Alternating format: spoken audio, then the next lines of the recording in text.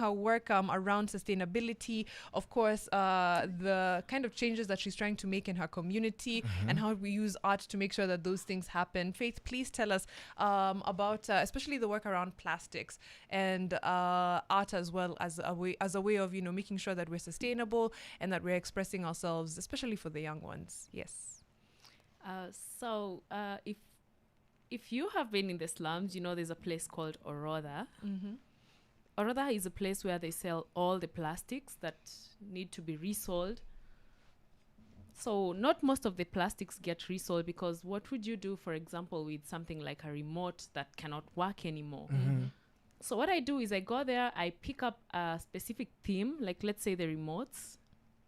I get them for like 10 shillings each. Mm-hmm. So I take up the remotes, I go and I figure out what I can create with them on canvas. Yeah. And then I sell this art, and then I use the money to take care of the kids in the slums. But now thinking long term, I'm thinking, what if I taught these kids how to make this art themselves? Yes. Yeah. Teach a man to fish as opposed to giving him the fish. Yeah. Yes, that's right. Yes. Yeah. Like that's my plan for the year. I'm thinking I might do this, show them how to use the plastics, because so far we've been visiting because as I talked about earlier, I was saying that in the slums it's difficult to see trees and the importance of the environmental conservation. So we've been doing activities around playing and going to places like Arboretum, doing other things. Just but so now they I'm know thinking, that, you can have green spaces, fresh air, and yeah. So now that they know that we plant trees, they know the importance of trees. What if I taught them something else that could help them make their own money? That's very true. I love that. Yeah, teaching a man how to fish as well as passing on the artistic talent. And you're right, a lot of plastics are very hard to even recycle. Even the ones that say recyclable, still not easy and very expensive. So if we can turn them into art, the better, right? Yeah, super exciting. One thing, thank you so much for taking care of the amazing 48 kids and just making sure that they get to understand what sustainability is.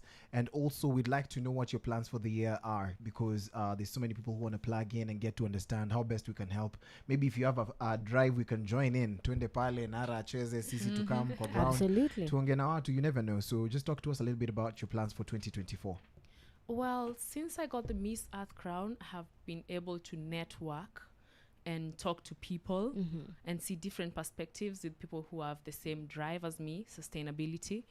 And the plan for the year was formalizing a non-profit. I have already gotten funding for the first few projects that I have. That's amazing. Congratulations. Thank you. So people usually help the children's homes. I've worked with Raising Hearts Foundation and a few foundations with orphanages and children's homes. And people usually look at the kids, but what about the young adults that are leaving the orphanage? Once they want to transition into the normal life, it's difficult for them because most of them, they don't have like mentors. True. So what I'm thinking, usually once they're 18 or 19, the door is open for them to go to the streets. And most of the girls end up getting married, early marriages, and the guys turn into crime.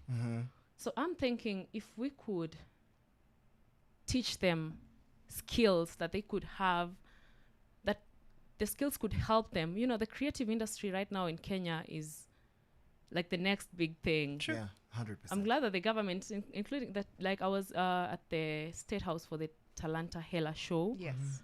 the lounge, and I'm so glad that the government is considering creatives.